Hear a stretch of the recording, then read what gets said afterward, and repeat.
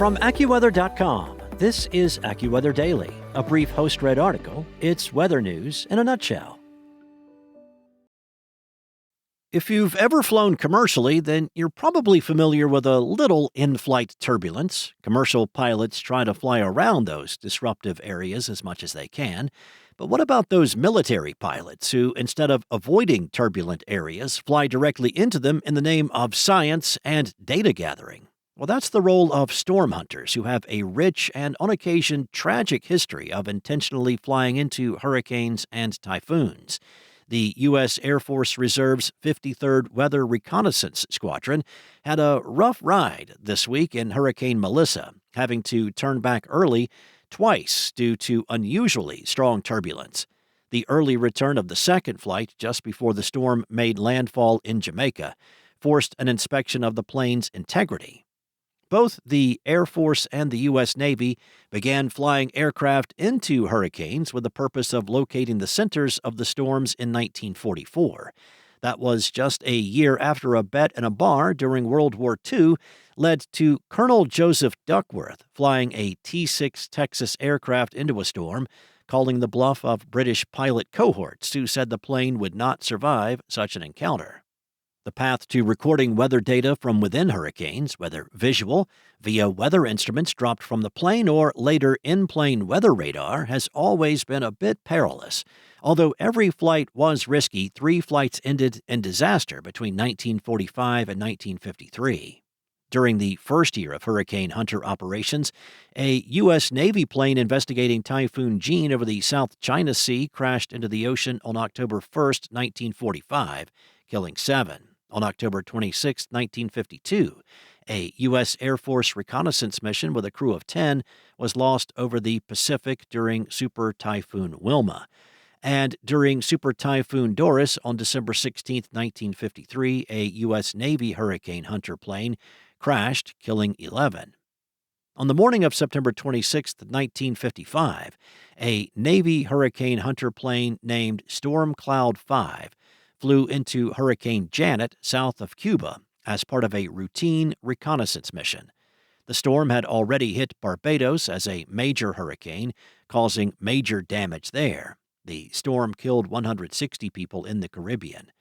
Storm Cloud 5 departed from Guantanamo Naval Air Station and at 8:30 a.m. transmitted a message saying they were beginning their first pass of the storm at 700 feet in elevation. Garbled broadcasts were heard soon after, but there was nothing distinguishable, and it was not unusual to have interference or transmission interruptions from the heavy rain inside those storms. At 11:30, the aircraft still had not reported in, and the plane was not reachable by the Navy base. Search and rescue operations began immediately, but no evidence of the aircraft or 9-man crew was ever found. It was the first and last Hurricane Hunter plane lost in Atlantic waters. Still, that did not stop another recon flight from flying into the storm and reporting back 160-mile-per-hour winds, classifying Janet as a Category 5. The storm passed over the Swan Islands, where a U.S. Weather Bureau station was located. The islands took heavy damage from Janet's winds, with everyone on the island taking shelter in the Navy Seismic Station, the only concrete building on the island. The next day, Janet struck the Yucatan Peninsula, and hundreds died. In total, Janet killed over 1,000 people and caused $65 million in damage, which would be nearly $800 million today. Unfortunately, the 1955 tragedy was not the last Hurricane Hunter plane crash. In January 1958, the Air Force flew a reconnaissance mission into Super Typhoon Ophelia. Southeast of Guam, the plane went down with 9 souls aboard. Then on October 12, 1974, contact was lost with a Hurricane Hunter plane headed into Typhoon Bess's eye to make a second position fix. 6 crew members were listed as killed in action.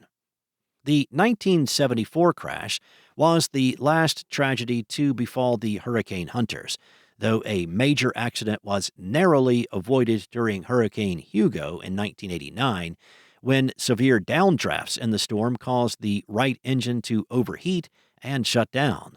Dumping fuel, that plane barely made it back home, with the aircraft, a NOAA WP-3D Orion, suffering major damage and being grounded for the rest of the hurricane season. In total, 52 airmen lives have been lost in the pursuit of collecting meteorological data in hurricanes. But the efforts continue, with NOAA flying dozens of recon missions into and above the storm clouds. That's all for now. You can find regional forecasts and more science-based articles at AccuWeather.com. And for your local forecast at your fingertips, download the AccuWeather app. Enjoy the rest of your day. Be safe. I'll be back tomorrow with more from AccuWeather.